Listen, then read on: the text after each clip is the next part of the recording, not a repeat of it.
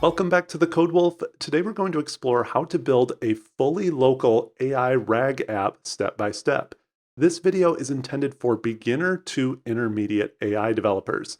The app and concepts we'll explore also do, of course, work with cloud AI services, but I'll cover how to implement that scenario in a separate video if this one is successful. Now, although the demo app is intended to be as simple as possible, it's also designed to be meaningful and close to a real-world implementation. It's not just a hello world quick start. So for the task ahead, this video is split into 5 time-stamped sections. First, we'll explore the completed AI app in action to get an idea of what it does. Second, we'll explore a few essential RAG concepts and architecture patterns. Third, we'll get our tools set up locally, so we'll use Ollama to run a couple AI models, Qdrant for a local vector database, and get the sample coding project set up. Fourth, we'll prepare the data records and populate the vector database. And finally, we'll walk through the app code step by step to see how it all works. Now, there are a few recommended prereqs for the steps ahead. First, you'll need at least a very minimal understanding of AI concepts such as models and prompts and tokens. Second, because this is a local RAG solution, to use the sample app, you will need a computer that has some sort of decent GPU. Otherwise, the local AI model performance will honestly be terrible. Ideally, you'll want a semi-recent NVIDIA card, though some AMD cards will work as well. As a final side note, if you find this content useful, please consider supporting the channel either by joining a basic membership, subscribing, hitting that like button, or just leaving a comment. Thanks in advance, and let's get started. Okay, so let's look at a demo of our app in action, and this will give context for the sections ahead and just kind of show what we'll be working through or building for the rest of the video. Now, I also want to start with a special shout out and a huge credit to Zelda API, which is a public repo out there that provides an API and a data set for all kinds of information about the Zelda series. And there's 2 reasons why I want to use this specific data set. So if we go down into the public folder, and then we look at the data, you can see that there's a bunch of JSON files here that include a lot of entries about the different parts of the game. So that we have one for the characters and the items and the monsters and so on. And this data is structured in a way that's really easy to create embeddings and upload all these records into a vector database. So I thought this was a good data set to work with.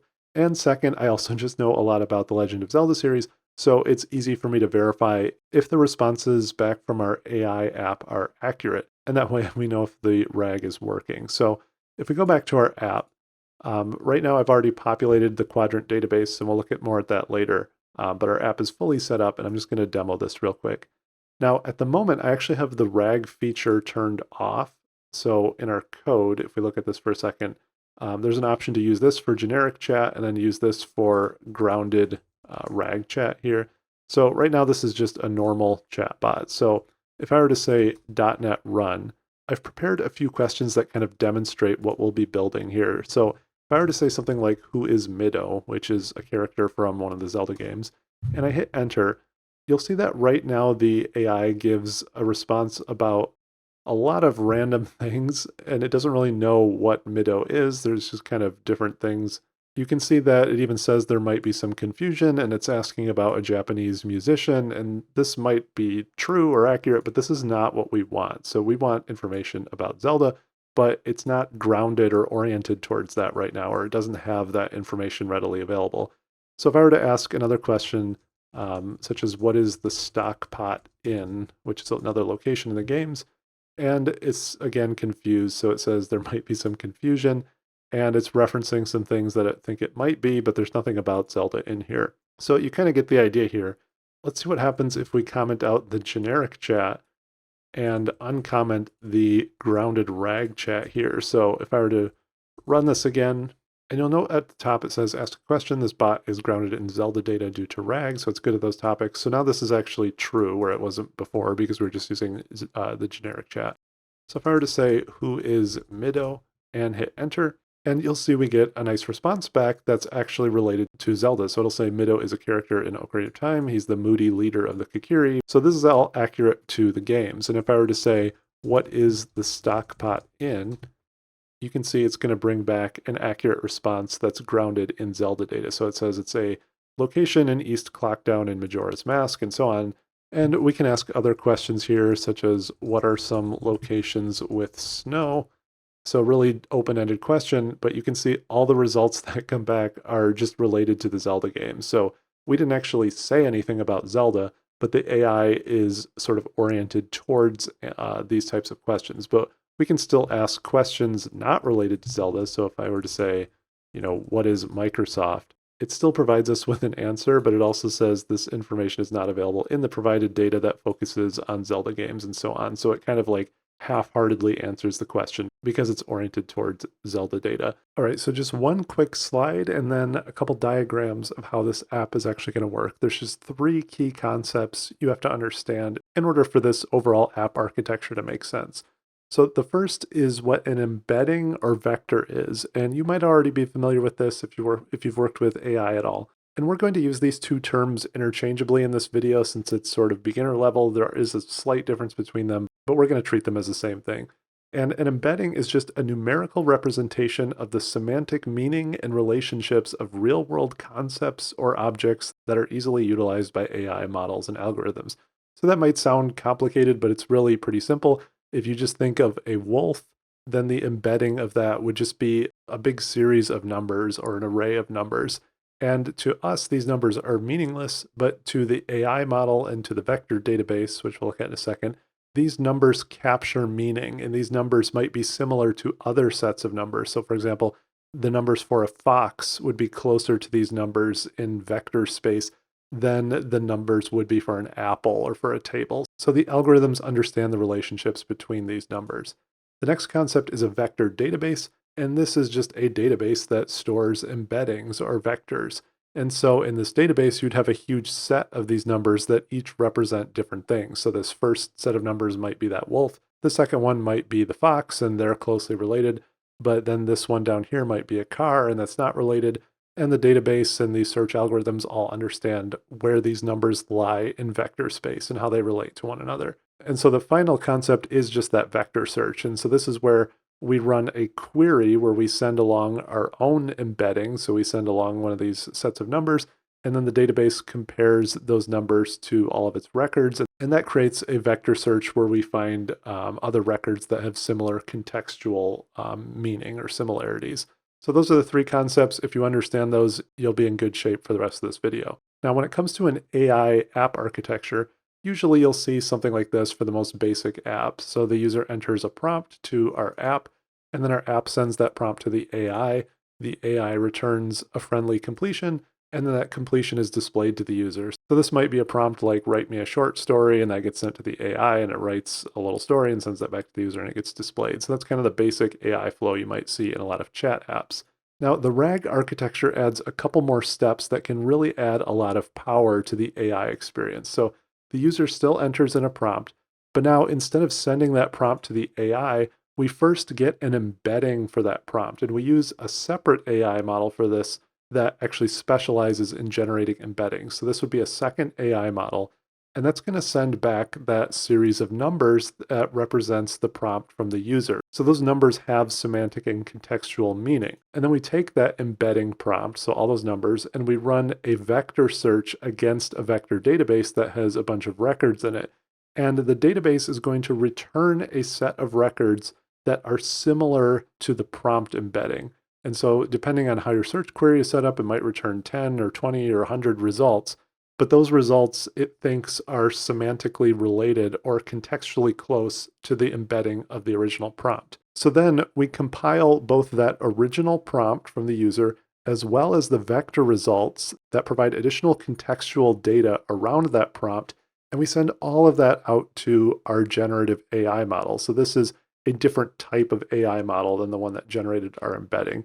And so this is going to look at all that data that we sent along, and it's going to put together a friendly response. So it might only take small pieces of those vector results, but it's going to see what's most relevant to the user prompt and send that back to our app, which will get displayed to our user. So this is the flow that we're going to be looking at in our app, and we're going to see how to set all of this up locally. Okay, so let's set up all the tools that we'll need to get this app running locally on our computer. And the first tool that we'll need is called Ollama. So this is a tool that can run AI models locally on your computer. So you can see it says that right here. And so you'll want to hit this download button and then choose your operating system and download that. And that's going to take a second. I think it's a few hundred megabytes or so. And then when that finishes, you'll just run that executable and install that on your computer. It's a really standard install process, so I'm not going to walk through all those steps here. But once you've installed it, you'll want to open up a terminal. And I'll just zoom in here, and you're going to want to run the Ollama command. And if it installed correctly, you'll see a list of available commands. So we can call Ollama run to start a model, or Ollama list to list models, and so on. Now for our app, we're going to need two specific models. And the first one is sort of our general purpose generative AI chat model. And so we can pull these models down with Ollama pull. So if you're familiar with Docker, this is kind of like pulling Docker containers. And so for this, we're going to use the Phi-3 model, which again is just a sort of general purpose generative AI model. And you actually have a couple options here. So if you're trying to save space on your computer, you can use Mini, that's about 2 gigabytes, or you can use Medium, which is 7 or 8 gigabytes. I've noticed slightly better results with Medium, but Mini definitely gets the job done and it works just fine. So we could pull Mini. And I've already downloaded this, so it's just checking for the latest, but you can see it was originally about 2 gigabytes. So go ahead and grab that. And then the other AI model we need is the one for embedding. So the one that will convert our normal text into vectors or embeddings. So those numerical representations of the meaning of our text. So for that, we're going to say Ollama pull nomic embed test. And it looks like I misspelled that, so that's text, not test. Just make sure you pull that down, and then once you finish both, you can run Ollama list, and that will tell you what models you have. So I have both mini and medium, but as long as you have either one of these, and then your embedding model here as well. I have a couple other models on my computer, such as Mistral and Llama, but you don't need to worry about those. You just need a Phi-3 and a nomic embed text. Next, we need to make sure that we have Docker desktop running on our computer. So if you just Google Docker install, you'll end up on this page. And just pick the one that you want to install. Again, this will just be a normal download and then walk through that installation wizard. Just a standard install works just fine, so I'm not going to show all those steps again. And if you already have Docker on your computer, you're good to go. So once you have Docker desktop, we're going to be using Qdrant as our vector database. So Qdrant provides vector search and database capabilities, and it runs really well locally, and it's easy to use. So we're going to go with Qdrant. And the easiest way to use this is through a Docker container. So back in our console here, I'm actually just going to run a command to pull down the image for Qdrant. So we need Docker run, and we need to open two ports. So we need 6333 and 6334. These are the two default ports for Qdrant, and this is going to open up ports for the dashboard and the REST API and gRPC and all that. So just make sure you open up both of those. I'm going to run this in detached mode, and I'm going to name the container Qdrant, and then the image name itself is Qdrant/Qdrant. So pretty standard Docker command. So let's run that, and that gives us the number for our container. And so then if we go out to Docker Desktop, sure enough, there's our Qdrant. And so if we scroll over here a bit, you can see there's actually two ports running. So we've got 333 and 334. So if I open 333, that'll show us this API endpoint, but we can also go to the dashboard, and here's our Qdrant running in a container. So that's great. And you can go through the quick start, or you can load in some sample data if you want. Our app will handle this for you, so you don't really have to worry about this, but just feel free to play around in this dashboard. So now Qdrant is running as a container, and you can stop and start the container, and that's fine. But remember, if you delete the container, any data that you upload into the container will go with it. So just keep in mind, if you delete this, you will have to repopulate the database for this tutorial. And the last thing that we need is the actual app itself. And you can get that by going out to simple rag local. That's a GitHub repo on my account, and I'll put that link in the description. I'll put all these links in the description. And then you're going to want to clone this down. So I'll just grab this, and then I'll go back to our terminal here that's set to the repos directory, and I'll just say git clone and bring that in, and then we can do a CD down into that, and then we'll open that up with VS Code. And so after that opens up, we have our app, and there's two different projects in here, and now we're ready to actually start messing around with this app. All right, so next, let's look at how we populate the vector database that our app uses. This is obviously a really important step, and it's sort of separate from running the app and interacting with the data. So there's a separate project for this that you run. But to start with, if we go out to Qdrant, you're going to want to head over to Collections. And right now you can see there are no collections. So if I refresh this, it's just empty. So we want to create a collection and upload all of that Zelda data with vectors assigned to it. And that way we'll be able to run vector searches against that data. So if we go back to our app, you'll want to be in this Populate DB project. So this is the one that actually uploads all the data to the database. So you can see there's JSON files here. So it's basically going to read in all these JSON files and create vectors for them and insert them into the database. But let's look at how the code works in detail. Now, I've tried to structure this project so that it's grouped into regions and it has sort of line by line comments. I really want to make it clear how this is all working. So I encourage you to walk through this code and just get an idea for how things work and what the flow is. So we have 4 regions here. So there's basically 4 high-level steps to populate the database. So first we have this create client section. And so our clients are the classes or services that are going to connect to the tools that we set up earlier. So we have one for Qdrant. So we say new Qdrant client and we pass in localhost as the URL. This is going to connect on that default port that we started the container on, which is 6334. So we're already set up to work with Qdrant here. And then, of course, we also need a client to talk to Ollama because Ollama will generate the embedding. So if you remember, we pulled down that Nomic embed text AI model, and now we can connect to that using Ollama. This is the default URL that Ollama runs on. Now, I also want to note that we're using an I embedding generator, and that's because we're using Microsoft.Extensions.AI. This allows us to code against certain abstractions rather than really specific implementations. And what's nice about that is that you could just swap out this one line of code to use like an Azure generator, and then the rest of the code in this file and in the project would work the same way. So that's what's really nice about this abstractions here. So that's the first section. We create those clients. And the second section, all we really do here is load in those JSON files, and we deserialize them from JSON into a list of Zelda records, which are just a name and a description. So if we go down into that, you can see there's just a name and description, and then it also has an embedding, and that lives in the shared library project that just has a couple models. So we pull in all that JSON data and assign it to Zelda records, and then we compile kind of a master list here. Now, if you're worried about performance or you're running on a slower computer, you can, of course, just comment out whatever data you don't want to pull in. So maybe you just want to pull in the locations, and that'll work just fine and greatly reduce the demands of the local AI here. And then you could just ask questions about locations. Then in the next section, we vectorize that loaded data. So we have all those records, and then we create this list of Qdrant records, which are a point struct type. And so we loop through all of those Zelda records and we generate an embedding for them. And so we're using our generator. Remember, that's the thing that talks to Ollama. And we take the name and description of each one of those records. And then we take that embedding vector and assign that to the property on that item. And then we add it to the master list of Qdrant records that's going to go into the database. So Qdrant records use a point struct type. So we just give it an ID. And then we assign our embedding to the vectors property. And then the payload allows you to pass along any additional information you want in that Qdrant database record in addition to the vector. And so we're also just passing along the original name and description. And that way we have the non-vectorized data in the database as well. So that kind of assembles our list of Qdrant records that we want to add to our database. And then finally, at the end here, we actually create a Zelda database collection. And then we upload all of those Qdrant records into the Zelda database. So this upsert async can take a whole list of records.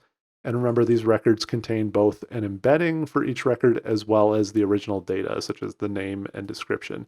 And so after this runs, then our database will be populated. So out in our UI right now, we don't have any collections, but if I were to just open a terminal that's set to that project, and I were to say .NET run, you can see it says it's loading records, and this can take a little while. I'm using a really powerful computer here with the 4090 that I mentioned, and this takes maybe 30 seconds to a minute or so. So if you run into performance issues, you could always comment out some of those items, but this doesn't take too long in my testing. Okay, so that finished successfully, took about a minute or so. And now if we go back out to our Qdrant UI and we refresh, and there's about 4,000 items in the database now, so 4,000 records. And so if we navigate down into this, we can see each of those items here, and they're called points in the context of Qdrant. But you can see that there's different things in here about Zelda. So there's a name and a description and places and such on and so on. So we have these nice chunks of data now that we can work with. Some of them are really small, some of them are a little bit longer, but notice that they also all have a vector associated with them. So if I were to copy this and then open up Notepad here and paste this in here, you can see this is what the actual vector for the record is. So this is basically a numerical representation of the semantic meaning of our record. And so when we run vector searches, it's able to use all these numbers and compare them to other records and come up with items that are similar to it. And you can see there's even some graphing options here where you can kind of see which ones are closest and such. So I encourage you to play around with this user interface. It's pretty nice, but I don't want to go too far into Qdrant right here. So that's how we populate our database. And now we're ready to start actually chatting with our app and using it. Okay, so back in our code base, next let's look at this RAG app. So this is the app that we actually chat with and explore our data. So I'll open this up. And this app is actually simpler than the one we just looked at, and a lot of it should look familiar. So the first thing we do is we set up our clients. So again, we have this create client section up here. And so we create our Qdrant client. And this time we have two Ollama clients. So we still need our embedding client because we need to convert the user prompt into an embedding or into a vector. So we still have that generator pointing to our embedding model. But now we also have this chat client. And so we're using an iChat client. And that again comes from these Microsoft extensions. So this provides sort of a general abstraction chat client. So later we could replace this with an open AI client or whatever we want. And the rest of the code here would still work. But right now we're using Ollama. So we have our Ollama chat client. And this is hooked up to the Phi-3 mini model. So that's our generative AI model. And we're using the same default ports here and all of that. So our create clients is pretty much the same, and then we just print out a message to kind of start the conversation at the top that talks about how it's grounded in this Zelda data due to RAG. Now, the heart of this app is really just this simple while loop. So the comments make this look like more than it is, but it's really only about a dozen lines of code that creates this whole experience. Now, the heart of the app is really this while loop. So this is just a simple loop where we send messages to our AIs and we get responses back. So we start at the top here. We just create a chat history list to store the messages as we go along. And then we get the prompt from the user. So we do a read line. So this is where you would type in a question and we store that in the user prompt. Then we have to get an embedding for that prompt. And remember, these embeddings are used to compare against the records in our database that also have embeddings against them. So it's going to basically do a similarity search between the user prompt and what we have in our database. So it's using that generator. Remember, the generator is for our embeddings. And so it gets back a vector and we get our prompt embedding and everything's good. Then we can use that prompt embedding to run a query against Qdrant. So this is a vector search right here, this query search, and we're passing along our prompt embedding as the query. So it's going to compare the embedding for our prompt against the embeddings in our database and bring back results that are similar. In this case, it's going to bring back the top 25 results based on which ones are semantically or contextually closest to the user's prompt. So this is a vector search against that database. And so down here, we take those returned locations and we basically use a string builder to just create a friendly representation of the records that came back so that we can pass this to the AI model. Now, an interesting note here is that I only had to do this for the local AI models. So when I was testing this against more powerful open AI models out in the cloud, it was actually smart enough to just understand the JSON structure, and I didn't really have to do all this kind of data massaging here. But for the local AI models, I've had better results when I just kind of reassembled the data into a simple paragraph of text, essentially, with the names and descriptions of all the records that came back. So this creates kind of a friendly version of the returned vector results. And then we assemble our final prompt that will get sent to the chat API instead of the embedding AI. And this prompt is important. So if we look at this, it says, you are an intelligent assistant who prioritizes answers to user questions using the data in this conversation. And so I'll just kind of drop this down to the line here. But it's basically guiding the AI to only use the data that we're providing. So we say prioritize the data that we're providing. It says if you don't know the answer, you can say I don't know. And then we provide it a template for each prompt. So the user prompt gets sent as a question. And then the builder, so our string builder, this provides the data from our vector search. So overall, we're sending a prompt to our chat API that includes the user's original prompt, as well as the results that came back from our vector search, which are related to or similar to the user's prompt. And now that AI is going to take all that information and give us a really nice, friendly response. So we don't have to manually sort through all those results back from the vector search. This is like an added layer of search on top of the results that came back from the database. And then down here, all we do is print out those results to the client in a stream here. And so let's actually run our app. So I'll right click and open this in the integrated terminal. And then let's just do a .NET run. And we'll get our initial context statement here saying that we can ask questions about Zelda with some RAG information. And I'm just going to ask our original question of who is Mido. And it's going to think for a second, and then it'll print back the result really quick. And this data is coming from our vector database. And we can actually verify that this response is coming from our data set. So if we open up this characters JSON and just search for Mido, you can see here it pretty much took verbatim that answer, but it did pull that from our database. So let's try a couple of our other questions. So we can say, what is the stock pot in? And you can see this time it does give us a response that's very specific to Zelda, and it's oriented towards the context of our database. And again, if you want to, you can verify that in here. So if I were to look for the stockpot in, there's some information here, and it looks like it's pulling data from some other places or adding to that as well. And so we can also ask more open-ended questions. So we could say, what are some locations in Ocarina of Time? And right away, it's very quick. It's going to give us a few different locations, and these all look correct. So those are coming from our database as well. And we could ask something like, which locations have snow? And again, this is all grounded in the context of our database like we saw earlier. So go ahead and play around with this and see what questions you can come up with and kind of test out the database. I know this was a longer and maybe slower paced video, but I really wanted to go through this and help people understand this step by step. So please consider subscribing or supporting the channel in one of the different ways available, and I'll see you next time right here on the Code Wolf.